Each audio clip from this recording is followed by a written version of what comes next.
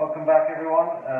Hope you're doing okay in lockdown number 3. Just thought I'd post up a little swing playing tip for you today, kind of get you prepared for hopefully golf being back soon. So we're just going to briefly touch on what we like to see predominantly in the downswing with being on plane, and why being on plane is good. And then over the coming weeks we're going to talk about why people get under and over plane and how we would go about fixing that. So I've got my swing playing machine here.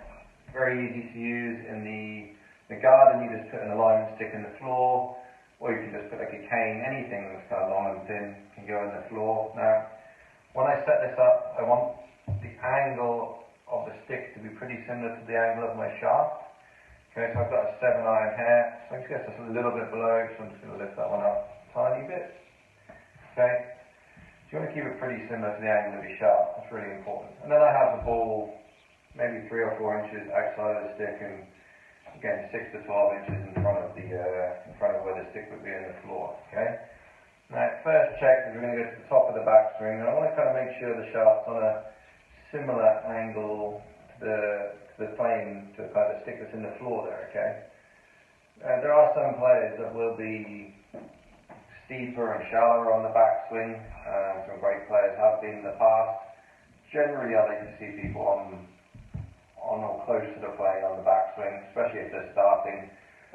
Some players will have a preference, but they usually, the great players, would get their club back on plane on the downswing. So, there's no one right or wrong way to do it. If I'm teaching someone from new, I always try and get them as much on plane as the backswing.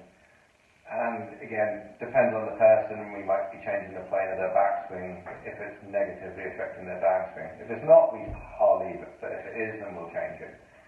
And then kind of the second checkpoint is important for me, that very initial change of direction. I want to keep the shaft at a very similar angle. I don't want any big changes in the angle of the shaft when I start my downswing. I like to keep it very steady. That for me really helps set the club in a good position on the way down. And it just helps with consistency.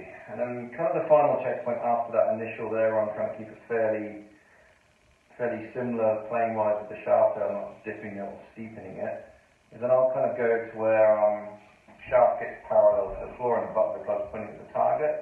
I will then want the shaft kind of pretty parallel to the target at that point. Okay?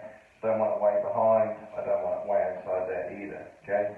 Again, like I said, we'll touch on why do people get the club behind them too much on the way down, why do people get the club on the outside too much on the way down. There's many reasons. I'm going to point out a couple of drills that are really good to help with that. But for now, just work on that little drill we just did there, the top of backswing, initial movement going into downswing, and then that shaft parallel to the floor point. And that'll just kind of help you get a feel of being on plane and what it should feel like if you're not doing that, or if you are doing it quite well. It's just a good checkup. Great way to get some reps in. The more the better. Hope everyone's staying well and safe. Obviously we're all dying to get back out on the course. Hopefully we will be soon. Stay well and we'll see you soon.